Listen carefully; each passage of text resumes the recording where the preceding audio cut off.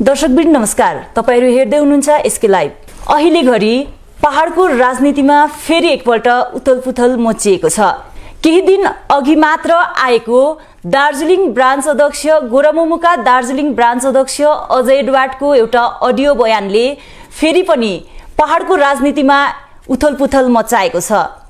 यसरी त्रिपक्षीय वार्ता हुने सम्भावित भइसकेको समयमा यसरी अचानक आएको यस अडियो बयानले पहाडको राजनीति फेरि एकपटक गर्मिएको छ। हजुर, हामी यसै विषयमा आज कुराकानी गर्न लागिरहेका छौं र यसको निम्ति आज हामीसँग हुनुहुन्छ दार्जिलिङ विधानसभा क्षेत्रका विधायक निरज जिम्बाज्यू। र जिम्बाज्यू, यहाँलाई हाम्रो कार्यक्रममा स्वागत छ। धेरै धेरै धन्यवाद, नमस्कार। हजुर, अहिले भर्खरै एउटा अडियो बयान जारी भएको छ है। अजय एडवर्डज्यूले चाहिँ अब सम्भवतः गोर्खा राष्ट्रिय मुक्ति मोर्चा छोड्ने लगभग तय नै भइसकेको छ हैन। अनि यो स्थितिमा आएर अब त्रिपक्षीय वार्ता पनि हुने लगभग तय नै भइसकेको छ। अनि यो स्थितिमा चाहिँ उहाँको यो एउटा बयान आउनु चाहिँ यसले पहाडको राजनीतिमा कस्तो खालको प्रभाव पार्ने छ, तपाईलाई को विचारमा के लाग्छ? हैन, यो दुईटा अलग अलग सन्दर्भहरू हो। एउटा अजय एडवर्डजीको जुन अडियो भाइरल भयो र त्यो विषय अर्कै हो र त्यो एउटा पहाडको रिजनल एउटा इस्यु हो।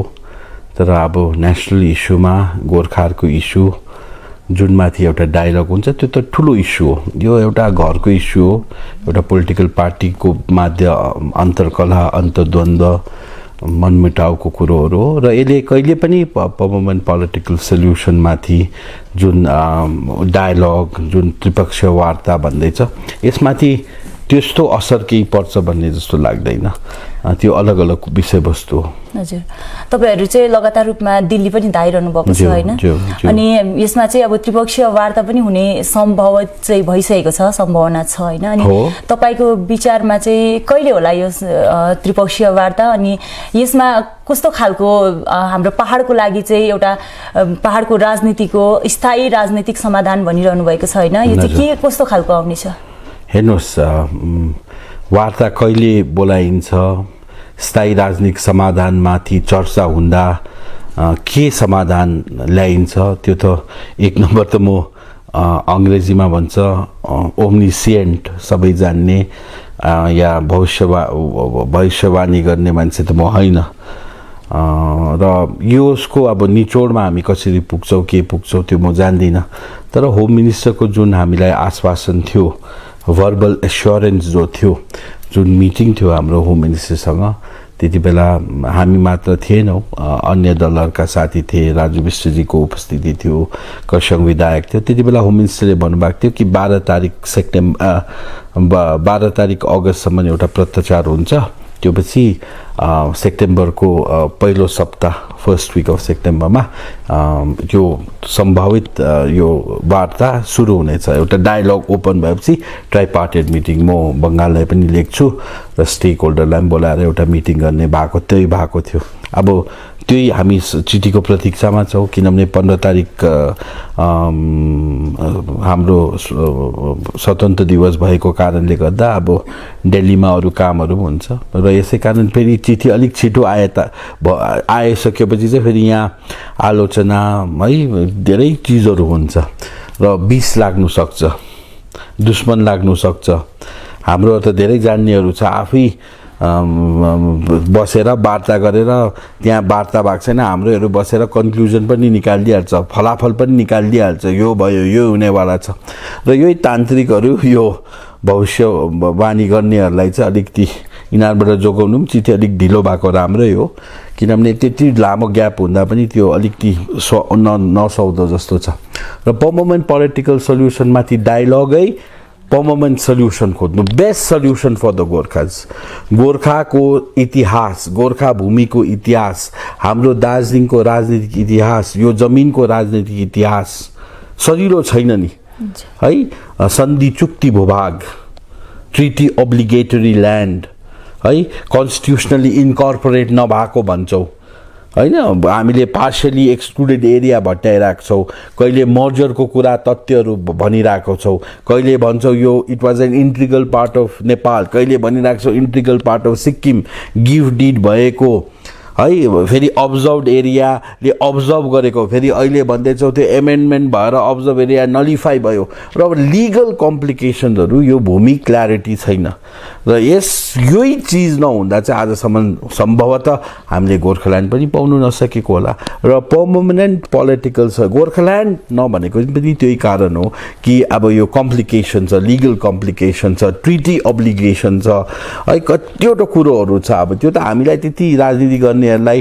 त्यति थाहा हुँदैन अब थाहा गर्नु जरुरत पनि छैन किनभने प्रायः त यहाँ अरू राजनीतिक दलहरू त सिरियस देख्दिनँ उनीहरू त चौकी पछि छ ममता पछाडि छ बङ्गालको व्यवस्था पछि छ उनीहरू त राम्रो दार्जिलिङ भयो भने भइहाल्यो खानु पायो भने भइहाल्यो राम्रो दार्जिलिङ हुन्छ शान्ति हुन्छ वाणिज्य व्यापार चल्छ ठेकादारीको कन्ट्र्याक्ट चल्छ है होटेल रेस्टुरेन्टहरू चल्छ आम्दानी हुन्छ त्यति हो उनीहरूको सोच पनि त्यति हो मेरो व्यवसाय कसरी चलोस् दार्जिलिङलाई एउटा होटेल इन्डस्ट्रीको एउटा क्विन अफ द हिल्स भनेर प्रोजेक्ट गर्यो तर बङ्गालकै तर हाम्रो चाहिँ हाम्रो दार्जिलिङ सँगसँगै राम्रो दार्जिलिङसँग हाम्रो दार्जिलिङ यो माटो हाम्रो हामी यसको विकास गर्छौँ हामी यसलाई डेभलपमेन्ट गराउँछौँ यसमा हाम्रो सेन्स अफ बिलोङ्गिङ भन्ने छ र माटो त्यसको लागि माटोको टुङ्गो लाग्नुपर्छ भन्ने हाम्रो सोच हो र बङ्गालको दार्जिलिङ छोडेर अब यो हाम्रो दार्जिलिङ र यसको छलाछल फलाफल यसको चर्चा परिचर्चा टेबलमा डिस्कसन डायलग भनेको एक दिनमै फलाफल आउने होइन डायलग प्रोसेस भनेको लामो तन्केर जान्छ 86 मै हामीले हेरेको छौँ 80 देखि सुरु भएको 88 मा अकर्ड भयो फर्जी आन्दोलन भए तापनि 2007 मा जो आन्दोलन भयो एउटा फर्जी आन्दोलन त्यो 2007 देखि लिएर 11 सम्म तरेर 12 तिर त जिटी एग्रिमेन्ट भएको सो आन्दोलनको सिरिज अफ डायलग चल्छ त्यो अब धेरै चीज त्यसमा राम्रो कुरो आउनेवाला छ हजुर अनि आगामी यो त्रिपक्षीय वार्तामा चाहिँ तृणमूल कांग्रेस आएन भने चाहिँ तपाईहरुको कस्तो खालको पदक्षेप हुन्छ हैन तृणमूल कांग्रेस त एउटा पोलिटिकल पार्टी हो र अब यो पश्चिम बंगाल सरकार चाहिँ अब जान्छ जान्दैन अब त्यो त केन्द्र सरकारले बुझ्नु पर्यो अब पश्चिम बंगाल सरकारलाई बोलायो एकचोटी बोलायो आएन दुईचोटी बोलायो आएन के बुझिन्छ कि पश्चिम बंगाल सिरियस छैन पश्चिम बंगाल गोर्खाहरूको समाधानको लागि सिरियस छैन र त्यति बेला युनिल्याटरली केन्द्रले एकपक्षीय रूपमा बाइपार्टेड बोलाएर यसको समाधान पनि गर्नु सक्छ आज विपक्षका साथीले त्यही त भनिरहेको छ कि जम्मू कश्मीरमा बाइपार्टेड भयो नागाको बाइपार्टेड टक्स भयो बोडोलाई दिँदा बाइपार्टेड भयो अब त्यस्तो भनिराखेको छ हाम्रो पनि अब पश्चिम बंगाल सरकारले इन्ट्रेस्ट देखाएन भने किनभने फेडरल पोलिटी हो संघीय ढाँचा छ यसमा पनि केन्द्रको जिम्मेवारी छ राज्यको जिम्मेवारी छ केन्द्रले राज्यलाई कम्प्लिटली अब्लिरेट गरेर नकारेर वार्ता पनि त बोलाउन सक्दैन तर बोलाउँदा पनि आएन भने केन्द्रले केही सोच्छ र त्यसको फल राम्रै हुन्छ हजुर अनि आगामी यो सेप्टेम्बरसम्म चाहिँ तपाईहरुले भनिरहनु भएको छ है पहाडमा चाहिँ केही भए पनि समस्याहरुको समाधान हुन्छ पहाडको हामीले कहिले पनि भनेको छैनौं हाम्रो पक्षबाट समाधान कसरी हुन्छ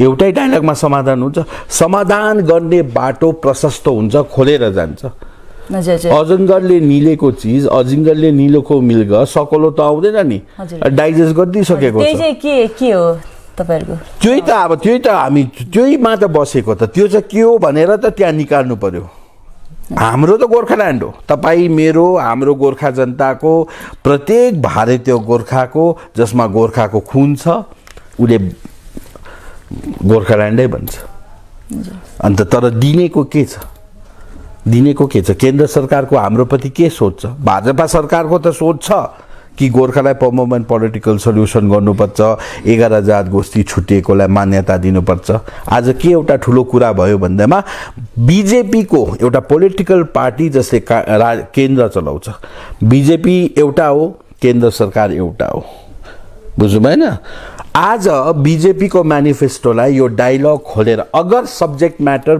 पर्मनेन्ट पोलिटिकल माथि छ या इश्यूज अफ द गोर्खाज माथि छ भने चाहिँ बीजेपी को म्यानिफेस्टोलाई चाहिँ गभर्नमेन्ट अफ इन्डियाले एउटा पोलिसी डकुमेन्ट बनायो गभर्नमेन्ट अफ इन्डियाले एउटा कन्सिडर गरेर गभर्नमेन्ट अफ इन्डियाले इन्डोर्स गर्यो कि हामी गम्भीरतापूर्वक अब चाहिँ गोर्खाको माथि गोर्खाको समस्याहरूको माथि गभर्नमेन्ट अफ इन्डियाले एउटा चहल गर्छ, एउटा पहल गर्छ र त्यसको निदान समाधान निकालेर पस्केको हुन्छ।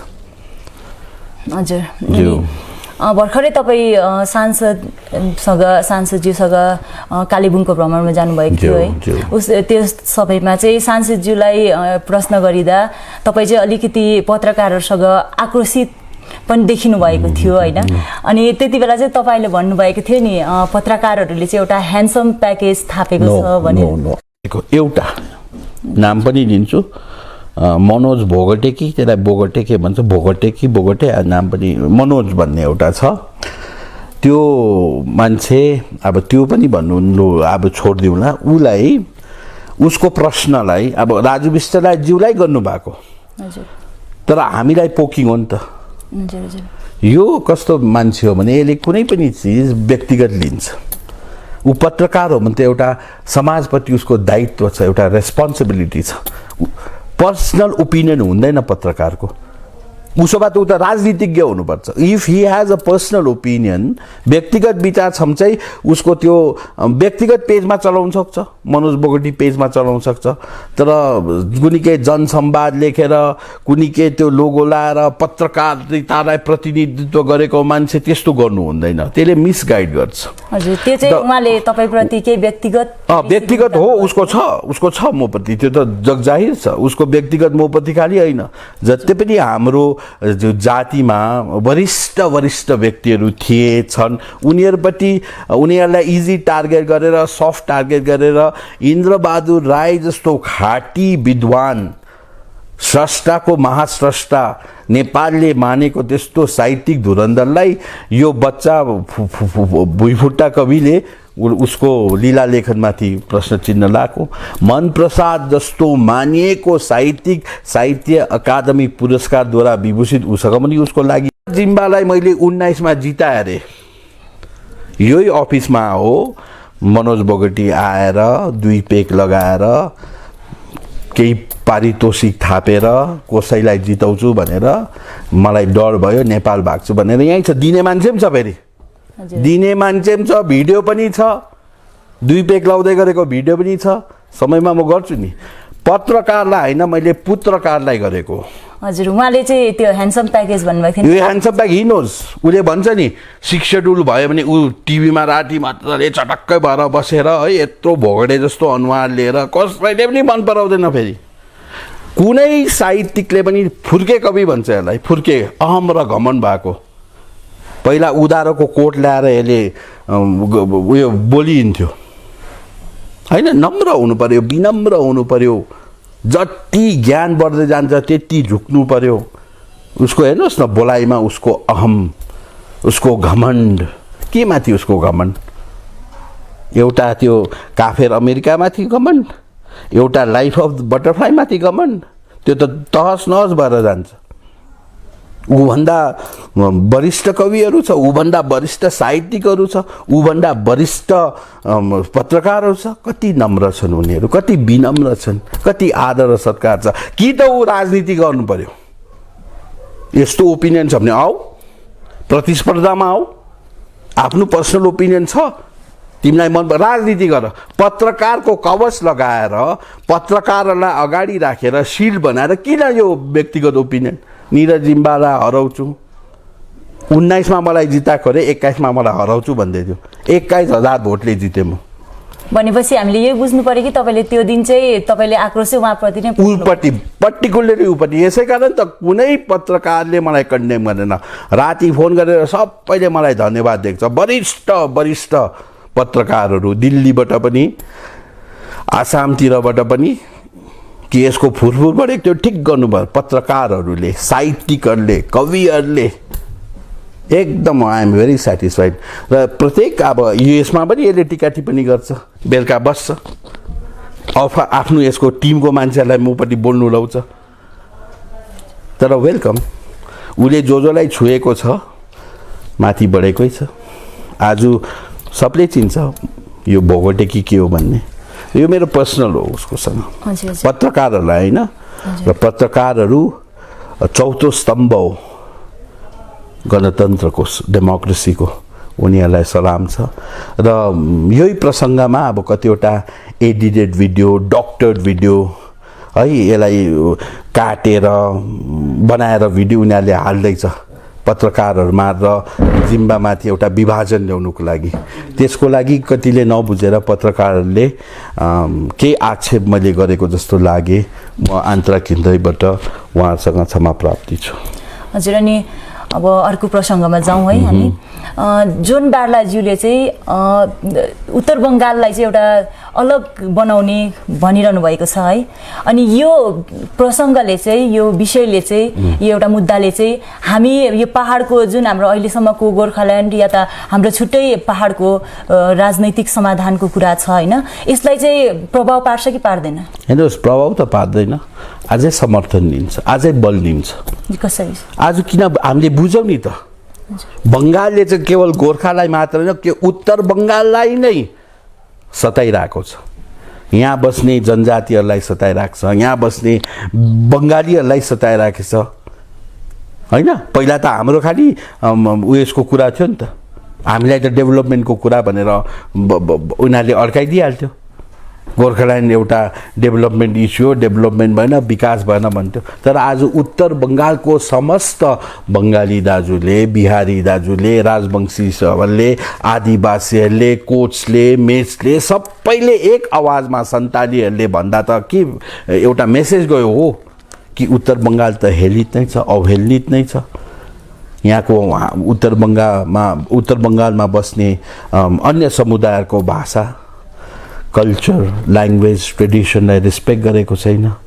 हामीलाई इक्वेट नोटिफिकेसन गरेर हाम्रो सिटिजनसिपमाथि पनि क्ल्यारिटी गरेको एचिभमेन्ट हो त्यो। यो उत्तर बङ्गाल भनेको त भर्खरको कुरो हो र हाम्रो अलग छ, यिनीहरूको अलग छ। जसले यो देशमा जे पनि माग्नु पाउँछ within the framework of the Indian constitution, भारतको संविधानको दायरामा, भारतको संविधानभित्र जे पनि माग्नु पाउँछ त्यो संविधानले दिएको अधिकार हो। एउटा मेरो फन्डामेन्टल राइट हो, जोन बार्लाजीको फन्डामेन्टल राइट हो। तर हाम्रो माग र यो माग चाहिँ मिक्सअप गर्नु हुँदैन, हसपस गर्नु हुँदैन। भनेपछि त्यसले हामीलाई कुनै पनि इफेक्ट गर्दैन? हाम्रो माग हामीलाई गर्दैन, हाम्रो अझै प्रखर बल दिएर जान्छ। भर्खरै त्यो एउटा बयान जारी गर्नु हुँदाखेरि चाहिँ एडवार्डज्यूले चाहिँ सांसद विष्ट पनि प्याकेजमा आएको थिएछ होइन, प्याकेजमा ल्याएको सांसद थिएछ भन्ने कुराहरू उठान गर्नुभएको छ नि, भन्नुभएको छ नि, एउटा आरोपै लाउनु भएको छ भनौँ न होइन। त्यस विषयमा चाहिँ तपाईँको के छ? हेर्नुहोस्, हामीलाई त त्यस्तो कुरा थाहा छैन। म नै प्रथम व्यक्ति हो जो अध्यक्ष मोहन घिसिङको निर्देशमा दिल्ली गएको। अध्यक्ष मोहन घिसिङको निर्देशमा मेरो पार्टीबाट हामी 4-5 वरिष्ठ 4-5 सिनियर लिडर्सहरूसँग हामी गएको थियौँ। यस्तो कुनै प्याकेजको डिल भएको छैन। जिएनएलए प्याकेजको पार्टी होइन, जिएनएलए प्याकेजको पार्टी हुँदै होइन। यसै कारण जनताको आस्था र विश्वास छ। 21,000 भोटले म विजय हुनुको कारणै त्यही हो, किनभने जनता पारदर्शी छ, जनतालाई थाहा छ प्याकेजमा को थियो, ममताको प्याकेजमा को छ, कोले कहाँ के थापिरहेको छ, दिल्लीको प्याकेजमा को बसिरहेको थियो। र यो प्याकेजको कुरा छैन। र एडवर्डजीले यस्तो भनेको मैले त्यति संज्ञानमा लिन भनेको छ होला कहाँ, तर त्यस्तो प्याकेज केही प्याकेज केही पनि छैन। प्याकेजको कुरा नगरौँ। यो प्याकेजमा हाम्रो कसैसँग डिल भएको त्यो त राजुजीलाई सोध्नुहोस् न, बिजेपीलाई सोध्नु न के प्याकेज। पहिला त प्याकेजको प्रथा थियो, पहिला चाहिँ प्याकेजको प्रथा थियो भन्ने अब उनीहरू साथीभाइहरूले अब यो 1 र 2 हुँदाखेरि उनीहरूकै भित्रको कुरा हो। हाम्रो चाहिँ यो प्याकेजको डिल होइन। राजु विष्टज्यू आउँदाखेरि कुनै प्याकेज लिएर आएको होइन, हो प्याकेज थियो। प्याकेज चाहिँ 11 जात गोष्ठीको प्याकेज र पर्मनेन्ट पोलिटिकल सल्युसनको प्याकेजमा चाहिँ हामीले उहाँलाई साथ दिएको हो। हजुर, अहिले नि यो तपाईँले उठाउनु भयो है यो 11 जात गोष्ठीको कुरा। यो 11 जात गोष्ठीको मुद्दा चाहिँ कहाँ पुगेको छ? दिल्लीमै छ, दिल्लीमै छ। यसमा अब कतिवटा मोडालिटिज छ, हामीले मात्र पर्स्यु गरेको छैनौँ। यो सिक्किम सरकारले पनि, सिक्किमको राज्य सरकारले पनि इमान्दारपूर्वक उहाँको सम्माननीय मुख्यमन्त्री र एसकेएम सरकारले पनि उठाइरहनु भएको कुरो हो। यसलाई बल दिनुभएको उहाँहरूको तर्फबाट त स्टेट गभर्मेन्टको रेजोल्युसन छ। केवल एउटा उयो होइन नि, स्टेट गभर्मेन्टमा ढक गरेर उहाँहरूको एमएलएहरूले सबै बिजेपीको एमएलए र एसकेएमका एमएलएले ढक गरेर रेजोल्युसन दिएको छ। रिकमेन्डेसन खालि होइन, पश्चिम बङ्गाल सरकारको चाहिँ त्यो आइवास हो, एउटा रिकमेन्डेसन खालिले गरिदियो, न त क्याबिनेट डिसिसन छ। यता सिक्किमबाट चाहिँ क्याबिनेट डिसिसन भएर माननीय सम्माननीय मुख्यमन्त्री साहबले रेजोल्युसन गरेर पठाउनु भएको, त्यसले झन् बल दिएको छ। यस विषयमा त सम्माननीय मुख्यमन्त्री हाम्रो गोले साहब त अस्ति दिल्लीमा, हामी दिल्लीमा हुँदा उहाँ पनि हुनुहुन्थ्यो, उहाँले त प्रधानमन्त्रीको टेबलसम्म पुर्याउनु भयो। र यो चिज चाहिँ अब हामीले मात्र पर्स्यु गरेको छैन, यहाँको सङ्घ संस्थाहरूले, यहाँको पोलिटिकल पार्टिजले खालि गरेको, एउटा सिक्किम सरकारले पर्स्यु गर्दा चाहिँ नकारात्मक हुने दरकार छैन। हजुर, यो चाहिँ कहिलेसम्म अब हुन सक्छ? हेर्नुहोस्, म ज्योतिषी चाहिँ होइन, म गभर्मेन्ट अफ इन्डिया पनि होइन। सम्भावना त अब भोलि होस् भन्ने हुन्छ। तपाईँ हामी सबै मिलेर ट्राइबल भयो भने एकदमै सल्युसन पनि छिटो हुन्छ होइन। म त हाम्रो त हामीलाई त डिलिस्ट गरेको हो नि त, हामीलाई त नयाँ हालिदेऊ, यो त नयाँ माग होइन नि त, भट्ट्याउनेहरूले जानेन नि त। यहाँ त कम्पिटिसन भयो 11 जात गोष्ठीको मुद्दा फतेह गर्नुको लागि, तर जुन भट्ट्याउने बाटो उनीहरूलाई ज्ञानै थिएन। राजनीतिक पार्टीको यो मुद्दा हुन्थेन, तर यो राजनीतिकरण भयो, राजनीतिक पार्टीको मुद्दा भयो। जब तामाङ र सुब्बा लिम्बूको भयो त्यति बेला त कुनै राजनीतिक पार्टीले उठाएन त, यो त सङ्घ संस्थाहरूले गरेर उनीहरूको फतेह भयो। तर यहाँ त होर हल्ला भयो, डङ्क पिट्यो, ठुल्ठुलो चारैपट्टि हल्ला भयो, त कतिवटा कुरो डिप्लोमेसीमा पोलिटिक्समा चुपचाप गरिने हुन्छ। बुझ्नु न? तपाईँहरूले चाहिँ अब 11वटा छुटेको भनिराख्नु भएको छ होइन? छुटेको किनभने हेर्नुहोस्, हामी त पहिल्यै 31 को सेन्ससमा, 41 को सेन्ससमा हामी सेन्ससमा पहिला आरजिआईलाई चाहिँ सेन्सस कमिसन अफ इन्डिया भन्थ्यो ब्रिटिसको टाइममा। उनीहरूको मापदण्ड अनुसार, उनीहरूको मोडालिटिज हेरेर नै हामीलाई हिल ट्राइब बनाएको थियो।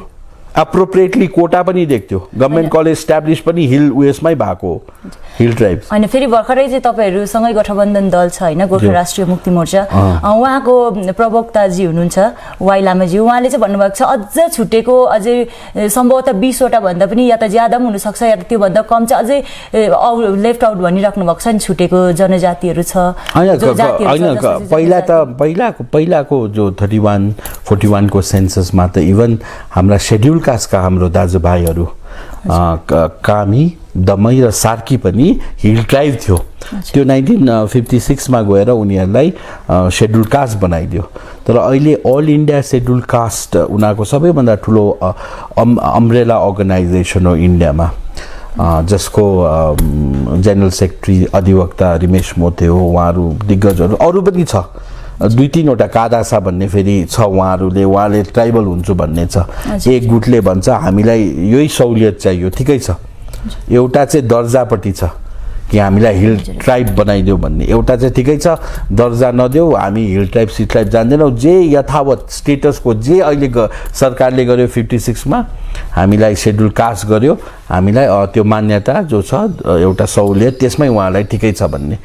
अब उनीहरूले पनि उनीहरूको एपेक्स बडीले सबैले आएर भन्यो भने हामी फेरि हिल ट्राइब हुन्छौँ भनेर माग्यो भने ठिकै छ। तर मेरो व्यक्तिगत सुझाव चाहिँ के छ, जे छ ठिकै छ नि, त्यो गभर्मेन्टले दिइरहेको छ, एउटा सहुलियत दिइराखेको छ। तर अब हिल ट्राइब बनाउनुको लागि, सेड्युल ट्राइब बनाउनुको लागि कतिवटा मोडालिटी छ, इन्डियामा भएकै कुरो हो। सुप्रिम कोर्टको ठुल्ठुलो जजमेन्ट अनुसार, केस स्टडी अनुसार सेड्युल कास्टलाई पनि फेरि सेड्युल ट्राइब बनाएको इन्स्टेन्सेस छ। अब त्यो त उहाँहरूको सोच हो, फेरि यो कम्प्लिकेसनमा जानु होइन। वाइ लामाजीले त्यही आधारमा त्यही सन्दर्भमा बोल्नु भएको छुट्टी, तर अब अहिले चाहिँ फेरि त्यसलाई अलिकति कन्फ्युजिङ हुन्छ। त्यो चाहिँ नगएर 11वटामा ठिकै छ, अहिले त्यो भइहाल्यो, स्टेप बाई स्टेप हुन्छ। हजुर, पछि भनेपछि पछि सम्भावना छ एकदम उनीहरूले माग्नुपर्छ, दस्तावेज छ, हिस्टोरिकल एभिडेन्स छ। अब यो कोर्ट, अब यो उहिले गर्नु सकेन भने कोर्टतिर पनि सङ्घ संस्थाहरू मिलेर कोर्टहरूतिर पनि एउटा बाटो खुल्ला छ। अहिले हेरौँ न, सबैभन्दा ठुलो त पोलिटिकल विल हो, राजनीतिक इच्छा शक्ति भयो भने त आर्टिकल 370 जस्तो एउटा provision of the Indian constitution हुनु त it was a temporary provision, तर त्यस्तो provision, incorporated provision, legislated provision, parliamentary provision त हटाउनु सक्छ भनेपछि त्यो आरजिआई त एउटा स्टेटुटरी बडी हो under ministry of home affairs. उसलाई थाँतीमा राखेर त्यो लोकल कमिटीको 5वटा क्राइटेरिया थाँतीमा राखेर, तर एप्रोप्रिएटली त्यसलाई त्यो एक्सप्लेन गरेको हुनुपर्छ कि भोलि पछि लिटिगेसन हुनसक्छ नि त। अरू ट्राइबलहरूले भन्नुसक्छ यो मोडालिटिज तिमीले हटाएर गोर्खाहरूलाई चाहिँ कसरी देऊ फर पोलिटिकल अपिजमेन्ट भन्ने कुरा आउँछ। इन्डिया त एउटा डाइभर्स कन्ट्री हो, तर it is a very complex diversity. यहाँ गोर्खालाई न्याय दिँदा गुज्जरहरू बोल्ला, राजस्थानको ट्राइबल माग्नेहरू बोल्ला। इन्डियामा धेरै कम्युनिटीहरू छ जसले ट्राइबल स्टेटसको डिमान्ड गरिरहेको छ। त्यो नहुनु दिनुको लागि चाहिँ हाम्रो केस स्टडी चाहिँ अर्कै हो। फुटिङ हुनुपर्छ, राम्रो फुटिङ हुनुपर्छ, राम्रो एउटा नोटिफिकेसन निक्लेको हुनुपर्छ क्ल्यारिफाई गरेर कि गोर्खाजहरू चाहिँ अलरेडी ट्राइबल्स थियो, हिल ट्राइब थियो र यो चाहिँ उनीहरूलाई नयाँ मापदण्डमा दिएको होइन, यो चाहिँ उनीहरूलाई पुरानै उनीहरूको रिइन्स्टेट गरिदिएको। उनीहरू लिस्टेड थियो, यिनीहरूलाई डिलिज गरेको थियो, हाम्रो रिलिस्टिङ खाली हो। इन्कर्पोरेट गर्दाखेरि रिइन्कर्पोरेसन खाली हो, तर नयाँ मापदण्डहरू हामीलाई काम लाग्दैन। यो भट्याउनेले भट्याउनु जान्नुपर्छ। अब लैमा खाली गयो उनीहरू पोलिटिकल माइलेजको लागि, एउटा मागको लागि 10वटा सङ्गठन गयो, 10वटा सङ्गठनको विभिन्न पेपर्सहरू छ है। आरजिआईमा 2 खेप रिजेक्ट भयो भने त 3rd टाइम जान्दैन, त्यो पनि हो, त्यो पनि छ। तर यो सब चिज चाहिएन नि हामीलाई। आरजिआई किन हेर्नु, हाम्रो केस स्टडी अर्कै हो। 2 चोटि चाहिँ जब मेरो पार्टीले मलाई होम मिनिस्ट्रीमा राजु विष्टजीको नेतृत्वमा बोल्ने मौका पाएँ, मैले यो कुरा चाहिँ राखेको छु। के पिल्लाई साहब जब स्टेट होम मिनिस्टर हुनुहुन्थ्यो र अगाडि हाम्रो अमित शाहजी नै पहिलाचोटि भेट हुँदाखेरि यो कुरा मैले राखेको छु। राजु विष्टजीकोमा पनि यसको दस्तावेज छ। उहाँले त झन् सबै नोडल मिनिस्ट्रिजहरूलाई ब्युरोक्रेटिक लेभलमा आरजिआईसम्म पनि उहाँले यसको एकदम इमान्दारपूर्वक उहाँले प्रयास गरिरहनु भएको छ। र जहिले पनि राजनीति गर्दा एउटा पोजिटिभ माइन्ड सेट हुनुपर्छ। यहाँको हेर्नुहोस् पत्रकारहरूले चाहिँ जहिले पनि पोइजन घोल्ने काम गर्छ। केही भएकै छैन, उसले पहिल्यै प्रेडिक्ट गरिदिइहाल्छ यो हुँदैन, यो नकारात्मक छ। पोजिटिभ गर न, तिम्रो टिआरपीको लागि न जातिको लागि गर न। किन टिआरपीको लागि गर्छौ, किन सेल्फ हिरो बन्ने काम गर्छौ? राम्रो काम गरेर तिमीहरू उठिहाल्छ त। पत्रकारको पनि एउटा रेस्पोन्सिबिलिटी हो कि पोजिटिभ फ्रेममा जनतालाई पोजिटिभ एनर्जी दिने। केही हुँदैन, यो बङ्गाल आउँदैन, यो कम्प्लिकेसन त्यो कम्प्लिकेसन, हेर्छ नि त, दिल्लीले पनि सुनिरहेको छ। मिडियाको त अहम भूमिका छ। ठुल्ठुलो क्रान्ति अहिले त अब यो 21st सेन्चुरीमा त सबभन्दा ठुल्ठुलो क्रान्तिहरू त मिडिया अपरेटेड क्रान्तिहरू, मिडिया इन्फ्लुएन्स क्रान्तिहरू होइन। फ्रान्सतिर पहिला भयो रेभोल्युसनहरू, त्यति बेला मिडिया हाउसको त्यति इम्प्याक्ट थिएन। अहिलेको तपाईँ जस्तो मिडिया, अहिलेको यो मिडिया भएको 88 सालमा भएको भए त सुभाष घिसिङज्यूले गोर्खाल्यान्ड उहिले फतेह गर्नु सक्थ्यो। त्यो बिचरा उहाँकोमा त्यो सहुलियत थिएन, त्यो सुविधा थिएन मिडियाको। एउटा चिज बताउनुको लागि, एउटा चिज सम्झाउनुको लागि अडियोमा रेकर्ड गरेर, गाउँतिर यो ट्रान्जिस्टरहरू थिएन, टेप रेकर्डरहरू थिएन, एउटा गाउँमा एकजनाको हुन्थ्यो, कति दुःख थियो। तर आज जुन मिडियाको एउटा भूमिका छ, तर नकारात्मक होइन, सकारात्मक। पहिला काम गर्नु दियो, बिगारेपछि गाली गर न। काम गर्नेले बिगार्छ नि। आज मिडियाले गर्दा धेरै नेतृत्वहरू डराउँछ, सत्य बोल्नु डराउँछ, घामलाई घाम भन्नु डराउँछ, जुनलाई जुन भन्नु डराउँछ। पोइजनलाई पनि यिनीहरूले अमृत भन्छ, अन्त खुवाइरहेको छ त पोइजनलाई। जिते भयङ्कर हो, त्यो मिडियाको डरले हो नि त। सत्य बोल्नै सक्दैन, मिडियासँग थरथर काम छ। मिडिया भन्दा पनि पब्लिक ओपिनियन, किनभने अहिले त सबै मिडियाकर्मी हो। म पनि फेसबुक चलाएर एउटा पेज खोलेँ भने म मिडियाकर्मी भइहालेँ। अब म त त्यो सम्झिँदैछु त, मिडियाकर्मी हुनु त प्रोटेक्सन छ। कवचलाई एउटा जनसंवाद लेख्यो, एउटा भोइस अफ गोर्खाज लेख्यो, अन्त के गर्नु सकिन्छ। र योसँग डराउनु हुँदैन। मिडियासँग आफूले भुल गरेको छैन भने किन कसैसँग डराउनु? आफू सत्यमा छ भने किन डराउनु? घामलाई म घाम भन्छु, जुनलाई म जुन भन्छु, म डराउँदिनँ। अन्तिम क्वेसन तपाईँ समक्ष है। इलेक्सनभन्दा अगाडि चाहिँ तपाईँहरूले भनिरहनु भएको थियो कि इलेक्सनको बादमा केही दिनभित्रमा नै पर्जापट्टाको, यो जुन चाहिँ पर्जापट्टाको कुरा भइरहेछ, हजुर जितिसकेपछि चाहिँ तपाईँहरूले पर्जापट्टाको चाहिँ दिनुहुन्छ भन्ने एउटा कुरा गर्नुभएको थियो होइन? त्यो चाहिँ कहाँ पुगेको छ अहिले? जित्नु त जितेनौँ इलेक्सन होइन, जित्यो इलेक्सन, हामी हार्यौँ नि त। पर्जापट्टा त स्टेट म्याटर हो नि, पर्जापट्टा स्टेट सब्जेक्ट हो। स्टेट लिस्टको सब्जेक्टहरूमा आउँछ। यो कङ्करेन्सको पनि होइन, यो सेन्ट्रल लिस्ट पनि होइन। पर्जापट्टा land is totally a state subject हो। हामीले वचन दिएको हो, अमित शाहजी आएर पनि लेबोङबाट पनि अनाउन्स गरेको हो। पश्चिम बङ्गालमा मुख्यमन्त्री कसको बन्यो? भारतीय जनता पार्टीको त बनेन। यसै कारण यो डिले भयो। तर हामीले यसलाई हार्यो भन्दैमा यसलाई अगाडि बढाउने काम गरेको छैन। पर्जापट्टा इक्वली इम्पोर्टेन्ट हो। बुझ्नु भने मैले अघि भने नि, गोर्खाल्यान्डै होस् तर ल्यान्ड राइट्स छैन भने त्यो गोर्खाल्यान्ड हुँदैन। ल्यान्ड राइट्स इम्पोर्टेन्ट हो। यो permanent political land right Gorkhaland भएर पनि अहिले ल्यान्ड राइट्स पाएन भने यो खल्लो हुन्छ। यस विषयमा चाहिँ तपाईँहरूले चाहिँ के गर्न सक्नु हुँदैन? सक्छौँ, हामी सक्छौँ, आशावादी हामी गर्छौँ नि, प्रेसर गर्छौँ, विधायकहरू छौँ हामी, अब कुराहरू गर्छौँ। टी गार्डन त एउटा ठुलो सब्जेक्ट म्याटर हो र यहाँको हक र अधिकारको कुरो हो। हामीले त प्रेसर दिनु सक्छ नि त। मुख्यमन्त्री अर्कै भए पनि मुख्यमन्त्री ऊ त टिएमसीको मुख्यमन्त्री होइन नि त, ऊ त सबैको मुख्यमन्त्री हो। म एमएलए हो, केवल गोर्खा गोर्खा राष्ट्रिय मुक्ति मोर्चा र बिजेपीको मात्र एमएलए होइन, म जनताको एमएलए हो नि। त्यसै ऊ पनि मुख्यमन्त्री हो, तर केवल टिएमसीको मुख्यमन्त्री होइन। She represent the government of West Bengal. ऊ एसेम्ब्लीमा कुरा उठाउँछ, उसलाई लेख्छौँ र पर्जापट्टाको चाँडोभन्दा चाँडो समस्याको निदान गर्नुपर्छ, किनभने एउटा ह्युमन राइट्स भायोलेसन भएको छ। गरिरहनु भएको छ कि छैन? गरिरहेको छौँ। यसमा पत्रचारहरू भइराखेको छ। हस् त, आजको यस चर्चा यतिमै समाप्त गर्न चाहन्छौँ र अन्य राजनैतिक कुराकानीहरू लिएर फेरि पनि हामी उपस्थित हुने नै छौँ। तबसम्मको निम्ति म निर्देशिका तामाङलाई बिदा दिनुहोस्। नमस्कार। कक्षा 10वीं और 12वीं के बच्चों के लिए है सुनहरा मौका। 10वीं के बच्चों के लिए है पैरामेडिकल कोर्स और 12वीं के लिए है मेडिकल कोर्स। किफायती फीस और बैंक की सुविधा के साथ विभिन्न डिग्री डिप्लोमा है उपलब्ध। सभी स्ट्रीम के बच्चों के लिए खुली है AICTE, KNC, INC, PCI द्वारा अनुमोदित भारत सरकार और राज्य संकाय बेंगलोर विश्वविद्यालय के तहत PCI नई दिल्ली ISO 9001-2008 से प्रमाणित अदन paramedical and nursing college. Contact number 8016235569, Champasari, Siliguri.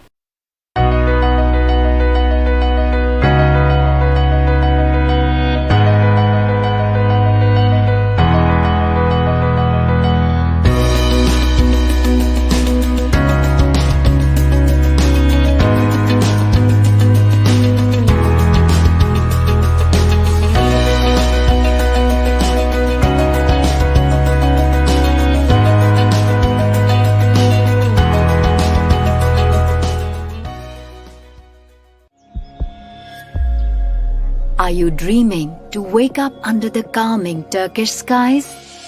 Make it a reality and bring home the Turkish collection from Royal Oak. Just a click away. International furniture, unbeatable price. Visit a Royal Oak store today. 50 से 70% कम कीमतों पर orchid building opposite Vega circle, 2.5 mile, Sevoke road, Siliguri. अब वक्त आ गया है अपने सपनों को एक नई पहचान देने का। वेबल कंप्यूटर ट्रेनिंग सेंटर आपके लिए लेके आए हैं डिप्लोमा एंड कोर्सेज जैसे English speaking course, software application, financial accounting, Tally, Java, HTML, DTP, C++, Python जैसे बहुत से कोर्सेज एंड डिप्लोमा। और आपको मिलेगा hologram sealed certificate government of West Bengal undertaking, जो आपके हर सपने को देगा एक नई उड़ान। Webel computer training centre, opposite Siliguri college, gate number 2, college Para, Siliguri. सोचा था उत्तर बंगाल और सिक्किम का एक टेलीविजन चैनल हो। हर्ष होता है आज उत्तर बंगाल के पहाड़, दार्जिलिंग जिला या कालिम्पोंग या फिर हो सिक्किम, हर जगह हर ग्राउंड चैनल हैथवे, CCN या NXT डिजिटल हर सेटअप बॉक्स पर अपना 24 घंटा चैनल चल रहा है।